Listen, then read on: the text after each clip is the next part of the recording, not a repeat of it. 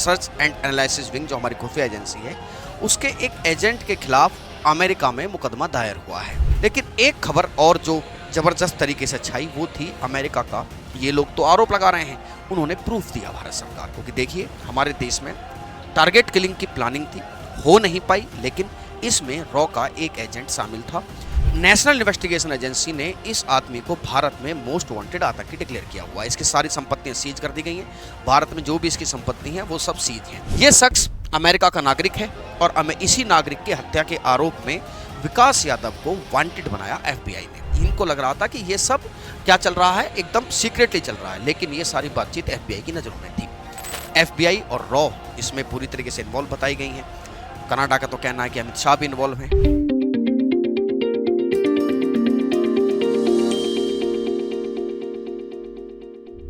RG ज्ञान सबसे सटीक।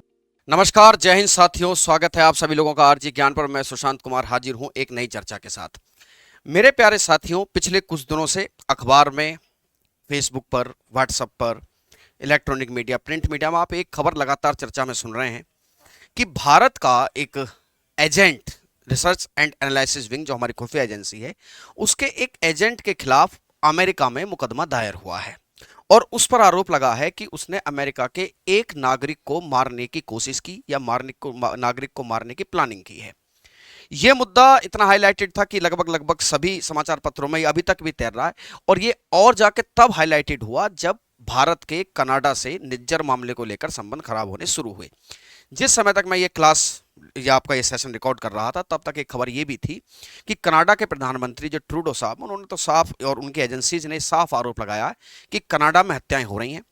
उससे कुछ दिन पहले उन्होंने भारत में एक कथित गैंग के विरुद्ध आरोप लगाए थे कि ये गैंग जो है हमारे यहाँ टारगेट किलिंग कर रहा है और इस टारगेट किलिंग को करवाने में भारत का रोल है। अब तो लगभग उनके अधिकारी साफ साफ इस बात तरफ इशारा कर रहे हैं कि भारत के गृह मंत्री अमित शाह के कहने पर यह घटनाएं हो रही हैं। इसी बीच जब ये घटना उभरनी शुरू हुई, इसके बीच में मैंने एक सेशन बताया, पूरा सेशन पढ़ाया था कि भाई क्या हुआ क्या नहीं हुआ। ये तो आरोप प्रत्यारोप है, इनकी क्या सच्चाई है क्या झूठ है उसमें तो खैर जाने की क्या जरूरत है, वो तो सब दूध का दूध और पानी का पानी हो ही जाना है आने वाले समय में। लेकिन एक खबर और जो जबरदस्त तरीके से छाई वो थी अमेरिका का। ये लोग तो आरोप लगा रहे हैं, उन्होंने प्रूफ दिया भारत सरकार को कि देखिए हमारे देश में टारगेट किलिंग की प्लानिंग थी, हो नहीं पाई, लेकिन इसमें रॉ का एक एजेंट शामिल था। रॉ के इस एजेंट को इन्होंने बताया कि भारत का एक एजेंट विकास यादव हमारे देश में एक हत्या की प्लानिंग कर रहे थे। इस पूरी कहानी को आपको सिलसिलेवार तरीके से समझने की जरूरत है कि क्या है कहानी और कहां से कहानी शुरू हुई और क्या है मामला।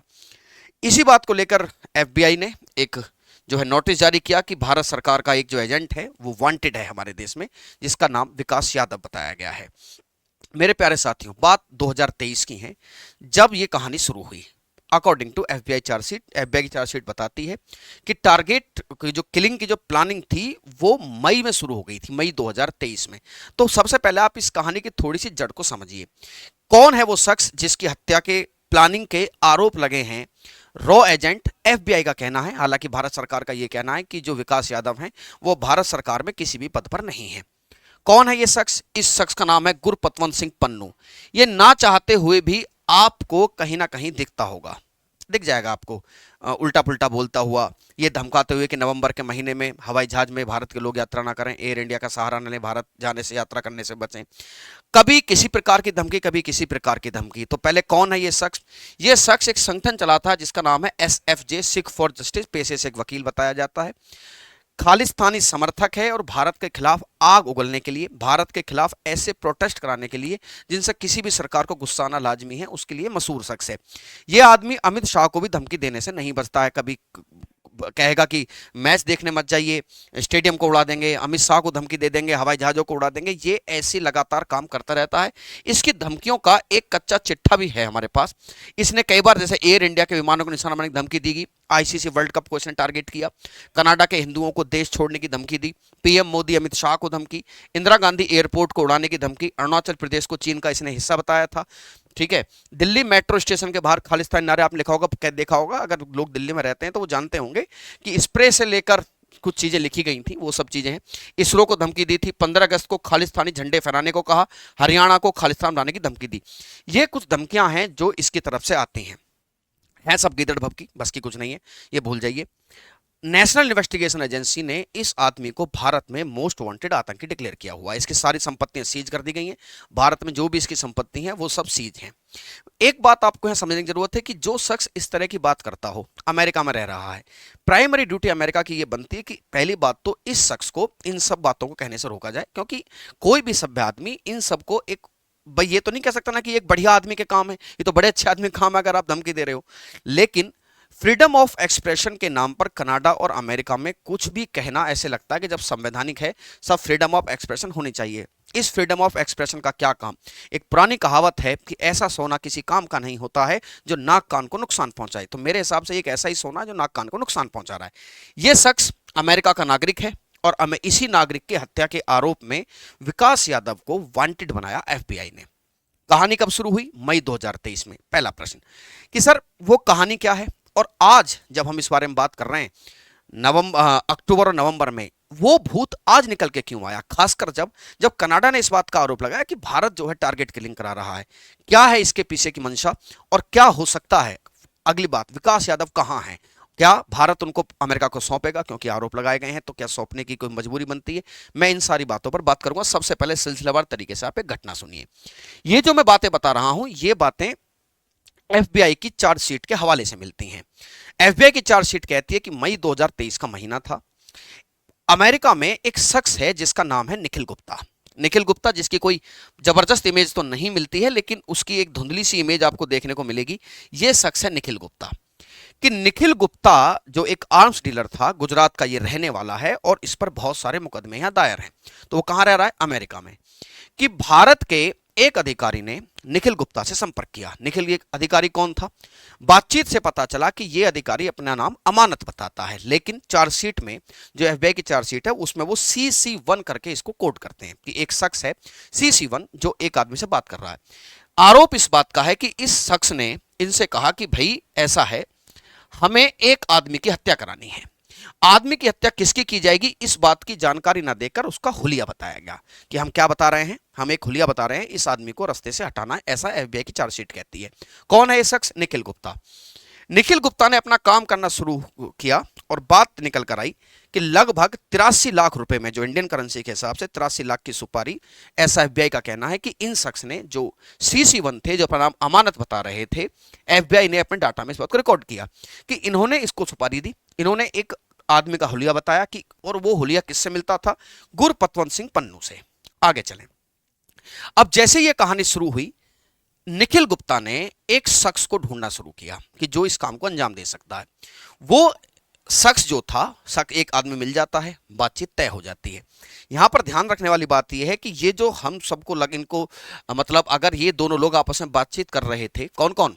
CC1 अमानत या निखिल गुप्ता, इनको लग रहा था कि ये सब क्या चल रहा है, एकदम सीक्रेटली चल रहा है। लेकिन ये सारी बातचीत एफबीआई की नजरों में थी। एक यूएस डिपार्टमेंट का एक शख्स को हायर किया निखिल गुप्ता ने। यहीं पर एक चूक हुई। निखिल गुप्ता ने उसको हुलिया बताया। हुलिया बताकर यह बात निकल कर आई कि ये जो शख्स था जिसको हायर किया गया था, मेरे प्यारे साथियों, ये वहां की जो एक ड्रग डिपार्टमेंट है, ड्रग एनफोर्समेंट एडमिनिस्ट्रेशन जो है उनका, DEA का, ये एक अंडरकवर एजेंट था। मतलब निखिल गुप्ता ने जिसको हायर किया CC1 के कहने पर, वो शख्स एक एजेंट था।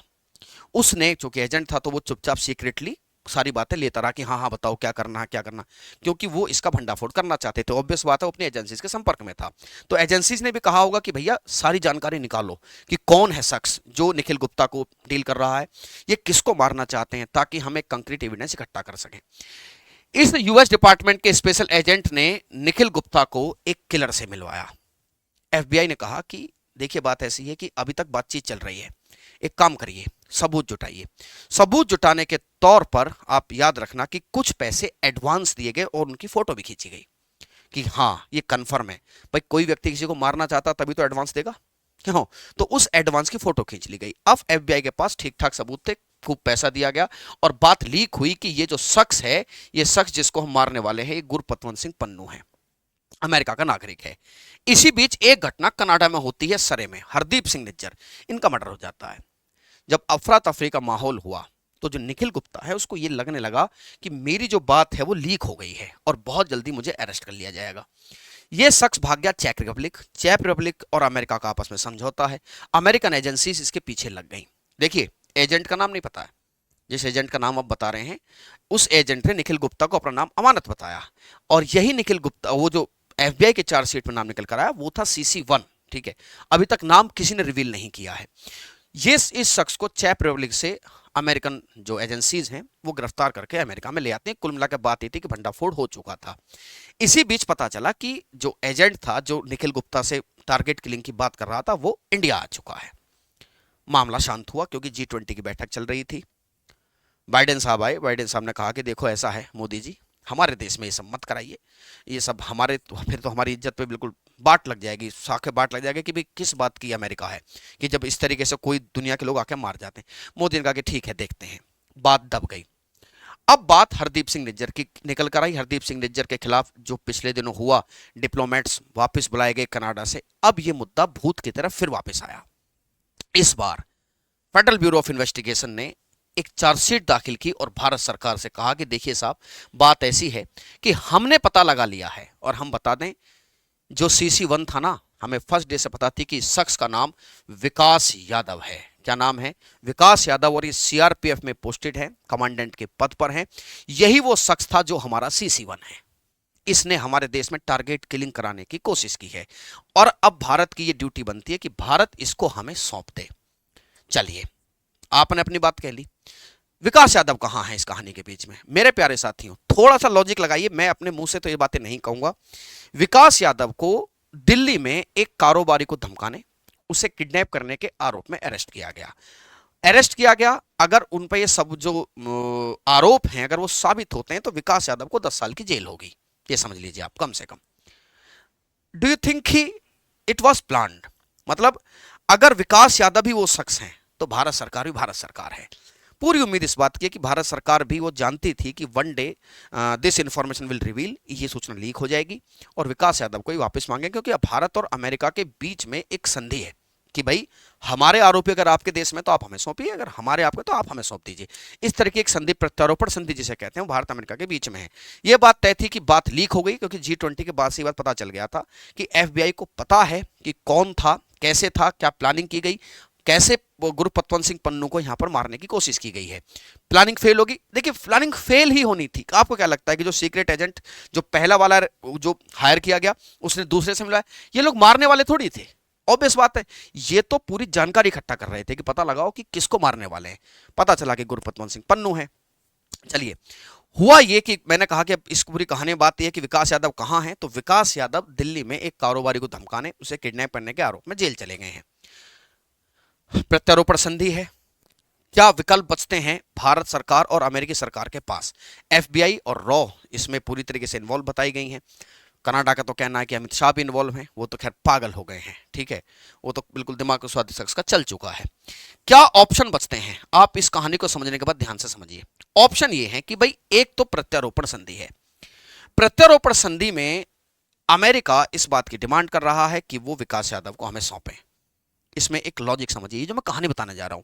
यूज द ब्रेन और कमेंट सेक्शन में बताइएगा कि ये महज एक घटना है या भारत सरकार की कूटनीति जिसके तहत भारत सरकार बचा ले जाएगी सबको। ठीक है, सैल्यूट फॉर आवर गवर्नमेंट। उन्होंने देखिए कि अगर हम आपको विकास यादव सौंपते हैं, सबसे पहला केस तो ये बनेगा कि आइए, हमें सौंपने में कोई दिक्कत नहीं है, भारत विकास यादव इनको सौंपे और अमेरिका गुरु पतवंत सिंह पन्नू को हमें सौंपे।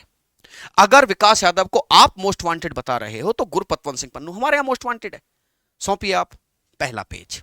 दूसरा, मेरे प्यारे साथियों, इस बात मैंने बताया कि ये जो केस भारत में विकास यादव पर लगे, हमारे स्पोक्समैन जो उन्होंने साफ कह दिया कि विकास यादव हमारे यहाँ अब बहुत ज्यादा, जो बताए गए, हरियाणा के प्राणपुरा के रहने वाले हैं। वैसे भी हमारे यहाँ देश में तो एजेंटों की कहानियां बहुत फेमस हो जाती हैं। जो भी रहा हो, अगर ऐसा है तो हमारे देश के सेंटिमेंट कुछ ऐसे होते हैं कि हम तो हीरो मानेंगे, और वो बहुत जल्दी, मुझे नहीं लगता कोई फिल्म बन जाए। इनके ऊपर एक फिल्म भी बन सकती है। एक टाइगर हुआ करते थे रविंद्र कौशिक, हम तो आए दिन यूट्यूब पे देखते रहते हैं, तो आप कभी देखना। ऐसा भी हो सकता है कि भविष्य में ये हीरो बने, इनके ऊपर क्या बन जाए, वेब सीरीज बन जाए। लेकिन छोड़िए, वो तो अच्छा है।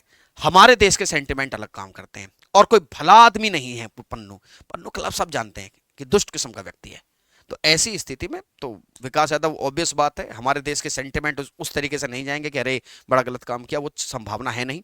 कहाँ के बताए गए हैं? हरियाणा के रेवाड़ी के, प्राणपुरा के। अब क्या ऑप्शन है? मैंने बताया कि देखो भैया, बात यह है कि ये अरेस्ट हो चुके हैं, कम से कम 10 साल की सजा होगी। अब अगर 10 साल की सजा होती है तो विकास यादव को ये सजा पहले इंडिया में काटनी पड़ेगी। जैसे उनकी 10 साल पूरे होंगे तब हम विचार कर सकते हैं अमेरिका को विकास यादव को सौंपने का। मेरा कहने का मतलब है कि आने वाले 10 साल में देयर इज नो चांस कि हम विकास यादव को किसको सौंप दें, अमेरिका को सौंप दें, क्योंकि भैया पहले हमारे यहां मुकदमा चलेगा। ज्यादा जिद करोगे तो सीधी सी बात यह है कि भैया पन्नू को हमें सौंपो, विकास यादव को आप ले जाओ। अमेरिका ऐसा करेगा नहीं ना, कनाडा। अमेरिका, कनाडा तो सिख वोटों के जो साथ में बहुत लंबे चौड़े इस तरह से खड़ा है, तो वो भी ये सब मामला ऐसा लगता है कि वो ना वो हमें सौंपेंगे, और हमारी भी संभावना 10 साल तक तो है नहीं। ठीक है, ये है कहानी जिस बात को लेकर एफबीआई और रॉ आमने सामने है। बहरहाल बात कंक्लूजन की तरफ।